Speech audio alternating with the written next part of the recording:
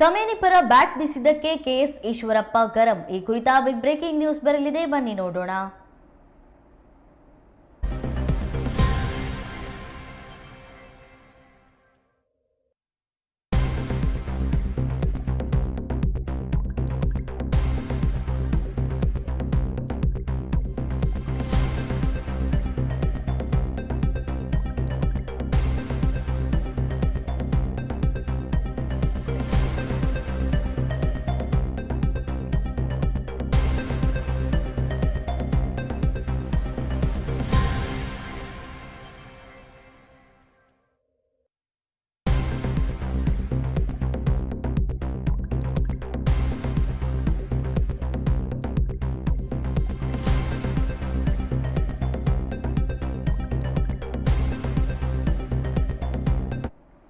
ಕಮೇನಿ ಪರ bat ಬೀಸಿದ್ದಕ್ಕೆ KS Eshwarappa ಗರಂ ಹಾಕಿದ್ದಾರೆ.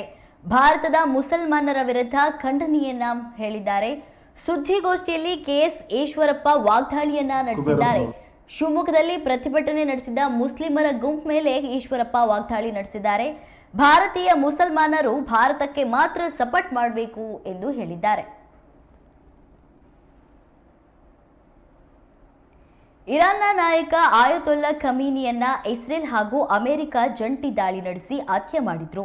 ಇದರ ಬೆನ್ನಲ್ಲೇ ಭಾರತದಲ್ಲಿ ಖಮೇನಿ ಹತ್ಯೆ ಖಂಡಿಸಿ ಕೆಲವು ಮುಸಲ್ಮಾನ ಗುಂಪುಗಳು ಪ್ರತಿಭಟನೆ ನಡೆಸಿದ್ವು. ಸದ್ಯ ಈ ಪ್ರತಿಭಟನೆಗಳ ಬಗ್ಗೆ ಮಾಜಿ ಸಚಿವ ಕೆಎಸ್ ಈಶ್ವರಪ್ಪ ಕಿಡಿಕಾರಿದ್ದಾರೆ. ಈ ಕುರಿತು ಇಂದು ಶಿವಮೊಗ್ಗದಲ್ಲಿ ನಡೆದ ಸುದ್ದಿಗೋಷ್ಠಿಯಲ್ಲಿ ಮಾತನಾಡಿದ ಅವರು, ಭಾರತೀಯ ಮುಸ್ಲಿಮರು ಖಮೇನಿ ಹತ್ಯೆ ಖಂಡಿಸಿದ್ದು ನಿಜಕ್ಕೂ ಖಂಡನೀಯ. ಖಮೇನಿ ಈ ಹಿಂದೆ ಭಾರತದ ವಿರುದ್ಧ ಷಡ್ಯಂತ್ರ ನಡೆಸಿದ್ರು. ಇಂಥ ನಾಯಕನ ಪರ ಭಾರತ ಯಾವತ್ತೂ ನಿಲ್ಲಲ್ಲ. ಭಾರತೀಯ ಮುಸ್ಲಿಮರು ಭಾರತಕ್ಕೆ ಮಾತ್ರ ಸಪೋರ್ಟ್ ಮಾಡಲಿ ಎಂದು ಮಾತನಾಡಿದ್ದಾರೆ. ಇಡೀ ಪ್ರಪಂಚದಲ್ಲಿ ಇವತ್ತು ಮುಸಲ್ಮಾನರಿಗೆ ಭದ್ರತೆ ಕೊಟ್ಟಿರೋಂಥ ದೇಶ ಭಾರತ ಮಾತ್ರ. ಯಾವುದೇ ತೊಂದರೆ ಇಲ್ಲದೇ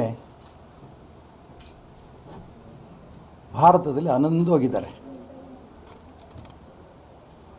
ಆದರೆ ಇವತ್ತು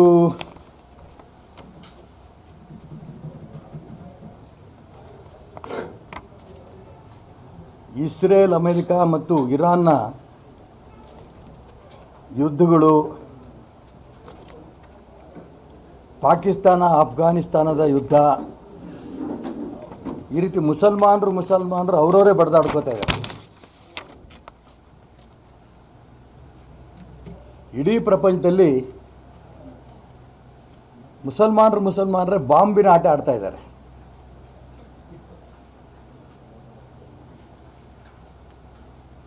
ಇದರಿಂದ ಭಾರತ ಬಿಟ್ಟು ಉಳಿದ ಎಲ್ಲ ಕಡೆಯೂ ಕೂಡ ಮುಸಲ್ಮಾನರು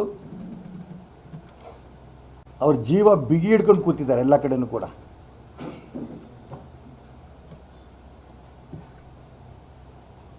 ಆದರೆ ಈ ಯುದ್ಧ ನಡೀತಾ ಇರೋಂಥ ಈ ಸಂದರ್ಭದಲ್ಲಿ ಭಾರತದ ಮುಸಲ್ಮಾನರ ನಡವಳಿಕೆ ನಿಜಕ್ಕೂ ಖಂಡನೀಯ.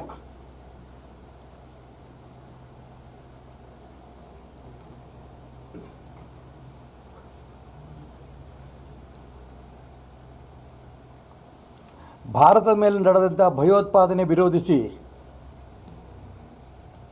ಹೇಳಿಕೆ ನೀಡೋದು,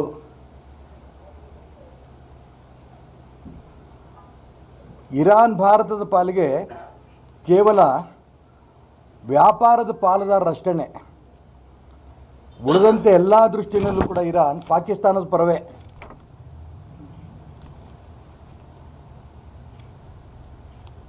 ಮುಂಬೈ ಭಯೋತ್ಪಾದಕರ ದಾಳಿ ಆದಾಗ ಇರಾನ್ ಪಾಕಿಸ್ತಾನವನ್ನು ಬೆಂಬಲಿಸಿದ್ದು ನಾವೆಲ್ಲ ನೋಡಿದ್ದೇವೆ, ಹೇಳಿಕೆ ಕೊಡ್ತಾರೆ.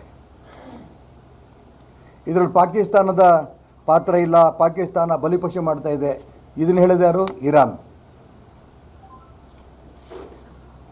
2017ರಲ್ಲಿ ಖಮೇನಿಯವರು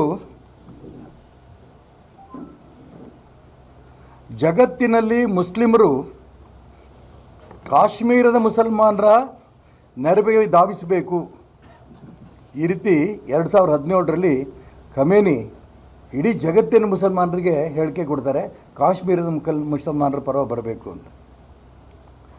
2019ರಲ್ಲಿ ಭಾರತದ ಸಂವಿಧಾನ 370ನೇ ವಿಧಿ ರದ್ದುಪಡಿಸಿದಾಗ ಇರಾನ್ ಕಾಶ್ಮೀರದ ಮಾನವ ಹಕ್ಕುಗಳ ಪರಿಸ್ಥಿತಿ ಶೋಚನೀಯ ಅಂಥೇಳಿ ಕಳವಳ ವ್ಯಕ್ತಪಡಿಸ್ತಾರೆ. 2020ರಲ್ಲಿ ದೆಹಲಿಯಲ್ಲಿ ದೊಂಬಿ ವೇಳೆ ಖಮೇನಿ ಅವರು ಭಾರತದಲ್ಲಿ ಮುಸ್ಲಿಮರ ಮಾರಣ ಹೋಮ ನಡೆಯುತ್ತಿದೆ ಈ ರೀತಿ ಹೇಳಿಕೆ ಕೊಡ್ತಾರೆ, ಆರೋಪ ಮಾಡ್ತಾರೆ.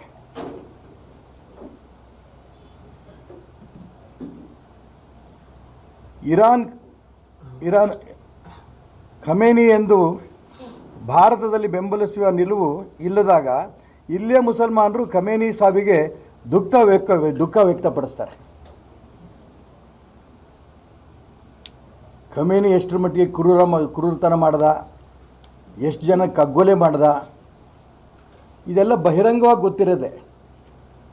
ಆದರೆ ಖಮೇನಿ ಪರವಾಗಿ ಭಾರತದ ಮುಸಲ್ಮಾನರು ನಿಂತಿರೋದು ನೋಡಿದ್ರೆ ಇವರು ಯಾರ ಪರ ಅಂತ. ಬಾಂಬೆನಲ್ಲಿ ದಾಳಿ ಆದಾಗ ಖಂಡನೆ ಮಾಡಲ್ಲ, ಸಾವಿರಾರು ಕಿಲೋಮೀಟರ್ ದೂರದಲ್ಲಿರೋಂಥ ಇರಾನ್ನಲ್ಲಿ ಖಮೇನಿ ಸತ್ತಾಗ ಇಲ್ಲಿ ಅಳ್ತಾರೆ, ಇಲ್ಲಿ ಕಣ್ಣೀರು ಹಾಕ್ತಾರೆ. ಇಲ್ಲಿ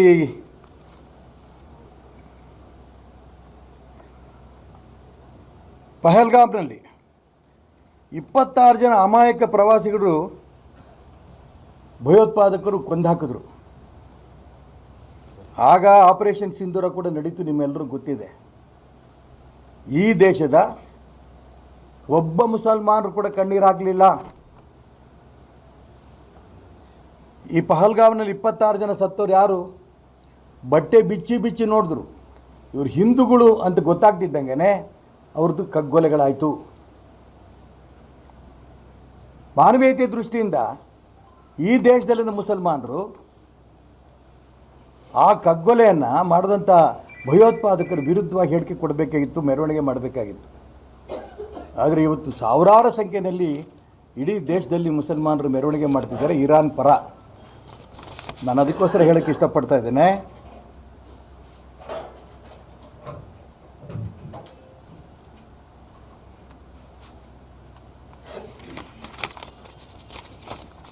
ಇಲ್ಲಿ ಅನ್ನ ಉಂಡು ಇಲ್ಲಿ ಗಾಳಿ ಕೊಡದಂಥ ಮುಸಲ್ಮಾನರು ಯಾರು ಈ ದೇಶಕ್ಕೆ ಅನುಕೂಲ ಮಾಡ್ತಾರೋ ಅವ್ರ ಪರ ನಿಲ್ಲಬೇಕಾಗಿತ್ತು.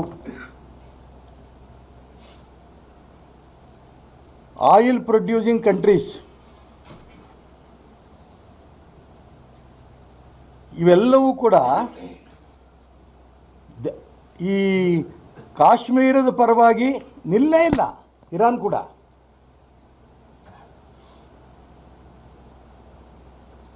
ಅದಕ್ಕೋಸ್ಕರ ನಾನು ಹೇಳಕ್ಕೆ ಇಷ್ಟಪಡ್ತಾ ಇರೋದು, ಈ ದೇಶದ ಜನ ನಾವು ಭಾರತಾಂಬೆಯ ಮಕ್ಕಳು. ನಾವು ಈ ದಿಕ್ಕಿನಲ್ಲಿ ಯೋಚನೆ ಮಾಡೋಂಥ ಮುಸಲ್ಮಾನರು ಅನೇಕರು ಇವತ್ತು ನರೇಂದ್ರ ಮೋದಿ ಖಮೇನಿ ಸತ್ತಂಥ ಸಂದರ್ಭದಲ್ಲಿ ಇಸ್ರೇಲ್ ಮತ್ತು ಅಮೆರಿಕ ವಿರುದ್ಧ ಖಂಡನೀಯ ಹೇಳಿಕೆ ಕೊಡಬೇಕಿತ್ತು, ಕೊಡಲಿಲ್ಲ. ಈ ಮಾತು ಹೇಳ್ತಾ ಇದ್ದಾರೆ. ಯಾರು ಭಾರತದ ವಿರುದ್ಧವಾಗಿರೋಂಥ ಜನ ಯಾರಿದ್ದಾರೆ, ಯಾವ ರಾಷ್ಟ್ರ ಇದೆ, ಭಾರತದ ವಿರೋಧಿ ರಾಷ್ಟ್ರದ ಪರವಾಗಿ ಈ ದೇಶದ ಮುಸಲ್ಮಾನರು ನಿಂತಾಗ ಪ್ರಪಂಚದಲ್ಲೇ ಒಬ್ಬ ಶ್ರೇಷ್ಠ ನಾಯಕ ಅಂತ ತೀರ್ಮಾನ ಮಾಡಿರೋಂಥ ಸಂದರ್ಭದಲ್ಲಿ ನರೇಂದ್ರ ಮೋದಿಯವ್ರನ್ನೂ ಕೂಡ ಇವರು ಟೀಕೆ ಮಾಡ್ತಾ ಇದ್ದಾರಲ್ಲ, ಇವ್ರು ಏನಂತ ಕರಿಬೇಕು? ಇದರಲ್ಲೂ ಕೂಡ ಕಾಂಗ್ರೆಸ್ಸಿಗರು ಸೋನಿಯಾ ಗಾಂಧಿ, ರಾಹುಲ್ ಗಾಂಧಿ, ಪ್ರಿಯಾಂಕಾ ಗಾಂಧಿ, ಮೋದಿ ಇಸ್ರೇಲ್ನ ಖಂಡನೆ ಮಾಡಲಿಲ್ಲ. ಈ ಮಾತನ್ನು ಹೇಳಿ ನಿಜಕ್ಕೂ ಕೂಡ ಆಶ್ಚರ್ಯ ಆಗುತ್ತೆ. ಎಲ್ಲ ಸಂದರ್ಭದಲ್ಲೂ ಕೂಡ ಇಸ್ರೇಲ್ ಭಾರತ ಜೊತೆಗಿದೆ. ಬರೀ ವ್ಯವಹಾರ ಅಲ್ಲ, ಅಣ್ಣ ತಮ್ಮಂದರಂತೆ ಸಹಕಾರ ಕೊಟ್ಕೊಂಡ್ಬಂದಿದ್ದಾರೆ ಎಲ್ಲ ಸಂದರ್ಭದಲ್ಲೂ ಕೂಡ. ಇಂಥ ಸಂದರ್ಭದಲ್ಲಿ ನಾನು ಭಾರತದ ಮುಸಲ್ಮಾನರಿಗೆ ಕರೆ ಕೊಡೋದು ಇಷ್ಟೇ, ಯಾರು ನಮ್ಮ ದೇಶದ ವಿರುದ್ಧ ಇದ್ದಾರೆ, ಆ ದೇಶ ಇನ್ನೊಂದು ದೇಶ ಅವರವರೇ ಮುಸಲ್ಮಾನರು ಬಡ್ದಾಡ್ತಾ ಇರೋಂಥ ಸಂದರ್ಭದಲ್ಲಿ, ಶಿಯಾ ಸುನ್ನಿ ಈ ರೀತಿ ಬಡ್ದಾಡ್ತಾ ಇರೋಂಥ ಸಂದರ್ಭದಲ್ಲಿ ನೀವು ಭಾರತದ ಪರವಾಗಿ ನಿಂತ್ಕೋಬೇಕು. ಭಾರತದ ಮುಸಲ್ಮಾನರು ಪಾಕಿಸ್ತಾನದಲ್ಲಿ ಮುಸಲ್ಮಾನರು ಪಾಕಿಸ್ತಾನದಲ್ಲಿರೋಂಥ ಮದರಸಾಗಳ ಮೇಲೆ ಬಾಂಬ್ ಹಾಕ್ತಾರೆ. ಪಾಕಿಸ್ತಾನದಲ್ಲಿರೋಂಥ ಮಸೀದಿ ಮೇಲೆ ಬಾಂಬ್ ಹಾಕ್ತಾರೆ, ಮುಲ್ಲಾನ ಕೊಲೆ ಮಾಡ್ತಾರೆ. ಭಾರತದ ಯಾವುದೇ ಒಂದು ಮಸೀದಿ ಮೇಲೆ ಮದ್ರಾಸ ಮೇಲೆ ಬಾಂಬ್ ಬಿದ್ದಿದ್ದು ನೋಡಿದ್ದೀರಾ?